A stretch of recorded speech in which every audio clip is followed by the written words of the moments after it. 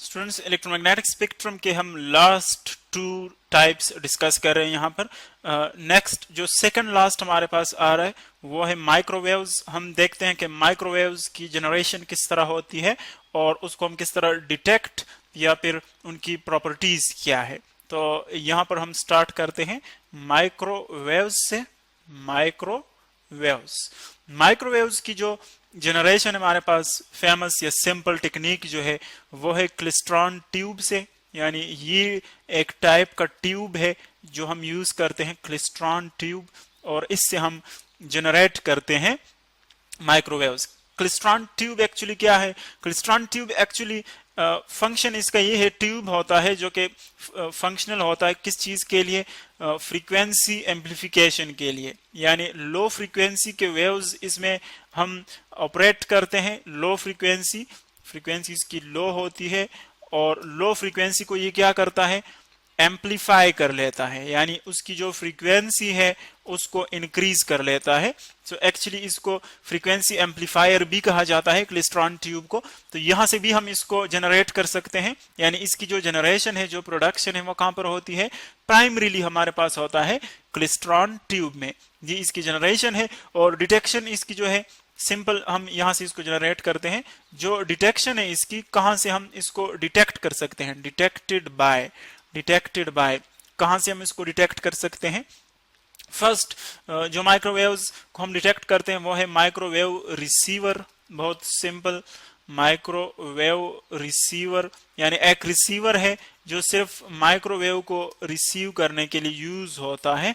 वहां से हम यहाँ डिटेक्ट कर सकते हैं इसको। यानी अगर वहां पर माइक्रोवेव्स आ रहा है तो हमें पता चलेगा कि यहाँ पर रिसीव हो रहे हैं, या अगर रिसीव नहीं हो रहे तो इसका मतलब है कि माइक्रोवेव जो है वो एब्सेंट है। तो प्राइमरी जो इसके लिए डिटेक्शन के लिए हम यूज करते हैं वो है माइक्रोवेव रिसीवर। नेक्स्ट है एक दूसरा हम यूज करते हैं वो है point contact diode. Point contact diode क्या है? एक्चुअली डायोड आपने देखा होगा कि हमारे पास दो किस्म के जो सेमीकंडक्टर्स हमने पढ़े थे, एक पी टाइप सेमीकंडक्टर और एक एन टाइप सेमीकंडक्टर। जब हम इन दोनों को कंबाइन करते हैं तो पीएन जंक्शन बनता है। इससे पीएन जंक्शन दोनों को हम मिलाते हैं एक दूसरे के साथ, तो ये हमारे पास एक सिंपल डायोड होता है। लेकिन इससे एक और हमारे पास टाइप आती है जब हम इसको थोड़ा सा चेंज कर लेते हैं। यानी एक्चुअली हमारे पास सिर्फ एन टाइप सेमीकंडक्टर होता है। इन एन टाइप सेमीकंडक्टर का हम ब्लॉक बनाते हैं, एक ब्लॉक इसकी बना लेते हैं ब्लॉक्स फॉर्म में। फिर इस ब्लॉक के साथ, इस एन टाइप ब्लॉक के साथ हम ग्रुप 3 का एक एलिमेंट जो है वो कंबाइन करते हैं। किसका कंबाइन करते हैं? ग्रुप 3 का। यानी पीरियोडिक टेबल में अगर आप देखें ग्रुप 3 का, तो वहां से हम एक एलिमेंट उठाते हैं, इसके साथ कनेक्ट कर लेते हैं, और इसका जो एंड होता है, ये जो पॉइंट होता है, ये बहुत ज्यादा शार्प होता है। शार्प यानी बहुत ज्यादा तेज होता है, इसीलिए इसको हम क्या कहते हैं? पॉइंट कंटेक्ट डायोड कहते हैं। तो जब इस तरह हमारे पास डायोड बनता है तो इसको हम क्या कहते हैं? Point contact diode. और यहां से भी हम माइक्रोवेव्स को जो है वो डिटेक्ट कर सकते हैं। यानी ये एक्चुअली यूज होता है डिटेक्शन ऑफ माइक्रोवेव्स के लिए। इसी तरह हमारे पास यूज होता है नेक्स्ट डिटेक्शन के लिए थर्मिस्टर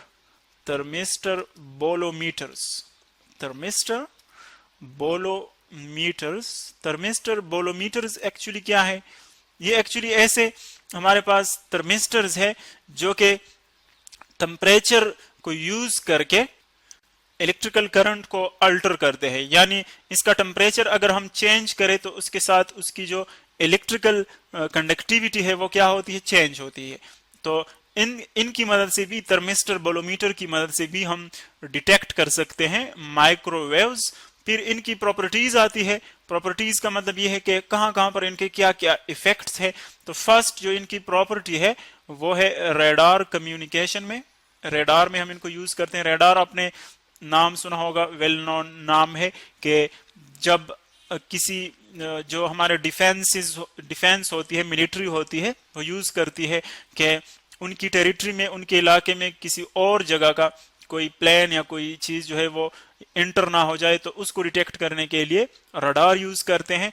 और रडार में जो वेव्स यूज होते हैं वो कौन से होते हैं? माइक्रोवेव्स होते हैं। तो इसीलिए रडार कम्युनिकेशन में इसको हम यूज करते हैं।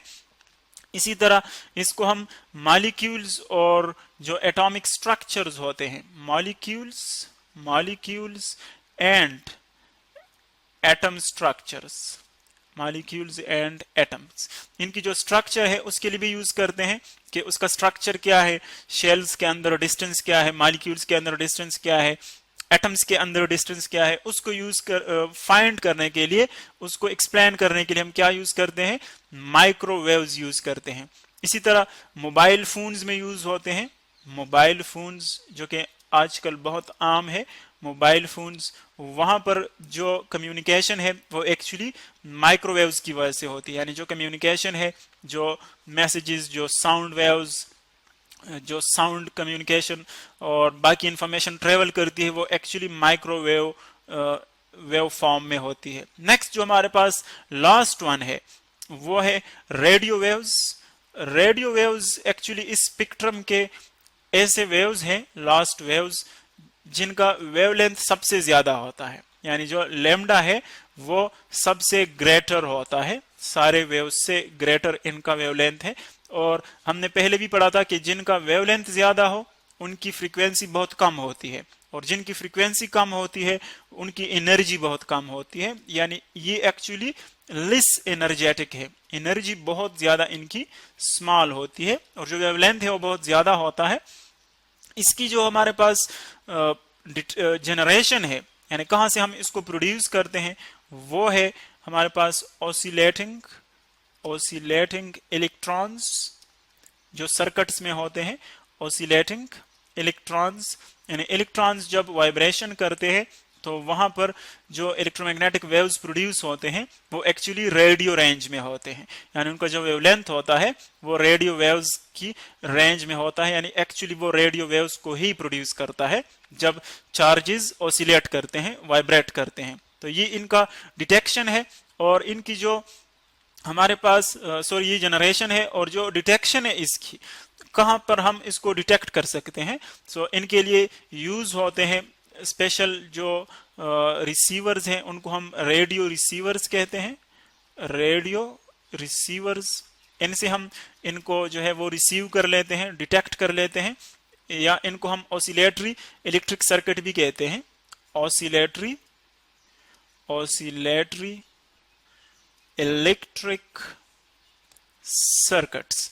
जिस तरह के आपके पास बिल्कुल रेडियो में होता है, देखें रेडियो स्टेशन से वेव्स निकलते हैं एक खास स्पीड के साथ, खास वेवलेंथ के साथ और खास फ्रीक्वेंसी के साथ वो ट्रेवल करते हैं। जब आप अपने रेडियो का जो नॉब होता है, फॉर एग्जांपल ये रेडियो है, यहां से आप इस नॉब को देके आप इसको रोटेट कर लेते हैं, तो जब आपकी जो रेडियो की जो नेचुरल फ्रीक्वेंसी है अगर वो उन वेव्स के साथ मैच हो जाए, यानी जो इन वेव्स की फ्रीक्वेंसी है, अगर आपकी रेडियो की जो इंटरनल नेचुरल फ्रीक्वेंसी है वो दोनों इक्वल हो जाए, तब आपको जो है वो चैनल जो है वो सुनाई देता है। तो यहाँ पर जो हमारे पास ट्यूनिंग होती है वो एक्चुअली क्या होती है, दोनों फ्रीक्वेंसी को हम मैच कर लेते हैं। तो इस तरह भी हम इनको डिटेक्ट कर सकते हैं। और जो इनकी प्रॉपर्टीज हैं वो ये है कि इनको हम यूज करते हैं रेडियो टेलीस्कोप्स में। रेडियो टेलीस्कोप्स एक्चुअली वो हमारे पास जिनको हम दूरबीन कहते हैं, डिस्टेंट ऑब्जेक्ट्स को देखने के लिए यूज होते हैं, और वहां पर रेडियो वेव्स जो हैं वो बहुत ज्यादा हेल्पफुल होते हैं, यानी रेडियो टेलीस्कोप में यूज होते हैं। इसी तरह इसके बाद यूज होते हैं रडार में, कॉमन है बहुत रडार कम्युनिकेशन। जिस तरह के पहले हमने कहा कि रडार में चूंकि एंटी जो मिलिट्रीज होती हैं उनकी जो ऑब्जेक्ट्स या प्लेन्स या दूसरी चीजें हो डिटेक्ट किए जाते हैं, तो वहां पर जो वेव्स यूज होते हैं वो या तो माइक्रोवेव्स में होते हैं रीजन में, और या फिर रडार कम्युनिकेशन में। तो ये थे हमारे पास स्पेक्ट्रम की जनरेशन, इलेक्ट्रोमैग्नेटिक स्पेक्ट्रम की, किस तरह हम इनको जनरेट करते हैं, सारे वेव्स हमने पढ़े, उनकी डिटेक्शन किस तरह होती है और इनकी जनरल प्रॉपर्टीज क्या है।